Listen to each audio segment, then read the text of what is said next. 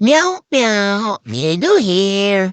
So guys, I will just share a little bit about our short reunion in the province. And since this is Leonie's first visit, of course, my other brother and sisters were shocked.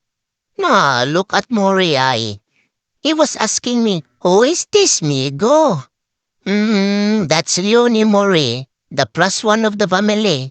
You will visit him, huh? Because I don't have any plans. I don't have plans to look after him. I just came here to enjoy the vacay.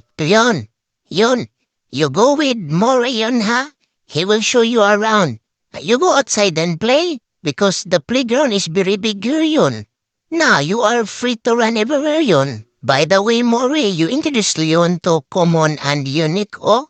Our sister is sumaarte na, didn't welcome Rion. Guys, let's not get mad and jealous. Love-love na lang ha, meow meow.